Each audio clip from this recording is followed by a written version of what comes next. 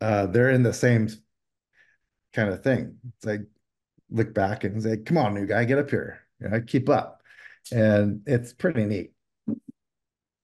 You had been in the unit at this point when Somalia went down for about a year, year and a half. Yep. You, correct me if I'm wrong, you were not on C Squadron. You weren't in Somalia. Nope. But do you remember, like, did word start coming back to Fort Bragg that something had happened? When did other Oh, unit members realize that something really, really bad is unfolding in Mogadishu? yeah. Well, probably almost immediately. Um, so so that started in 92, the prep for that. And I was on the initial, I think we were the first ones they actually had, we were in a mission cycle. So in our mission cycle, I think we were on mission cycle when that first came down. We did our rehearsals and stuff like that, ended up rotating out of those cycles. And we were, I think, in support. We were supported in our support cycle when that goes down. And so I was in West Virginia. The squadron I was in West Virginia running selection. And yeah, they called us in to the team meeting room and said, "This is what happened." I think USA Today had something out in the news already. Um, so they went downtown, got a newspaper, and told us what was happening, gave us the updates. We're like, "What the hell's going on?" So they were going to replace us. So we flew back to Bragg. Another squadron went over there immediately, and we're going back to Bragg because we're in a support cycle. We're not ready, bags and stuff like that. We're not ready to deploy immediately. So we're going to go assume what's called like an alert squadron status and for anything else that pops up. And that's what we did. But I was talking to, now I was a team breacher at the time. So the breacher that was over there with C Squadron, I was talking to him all the time. And then through, official channels and all that stuff. And so what we were doing back at Bragg was, hey, we had this target, this particular whatever, this breach. We had a different breach point. We put this charge together. It didn't quite work so well. Figure out back there what'll work better for us, right? So I was doing that with all the other breachers back at Bragg when they were over there. But other than that, yeah, it was almost immediately we were told what was going on.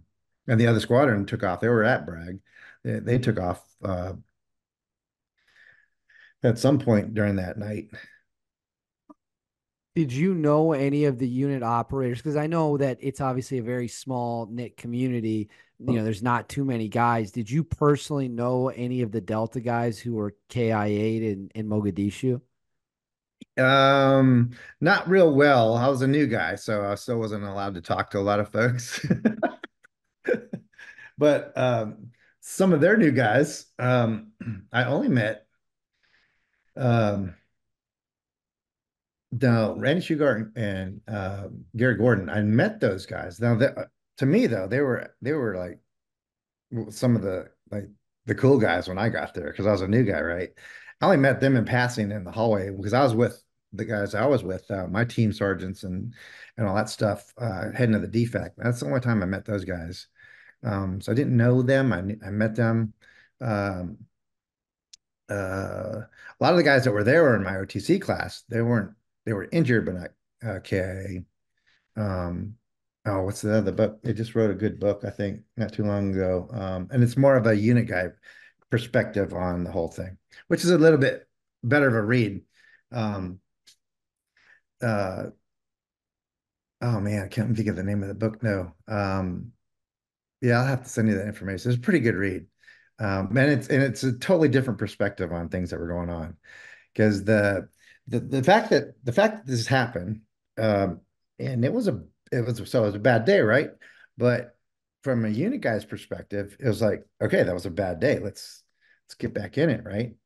We're still here, kind of thing. So from a combat readiness perspective, C Squadron that was there was, not in a good way. So, but the other squadron that was going over there, that's like, let's continue operations.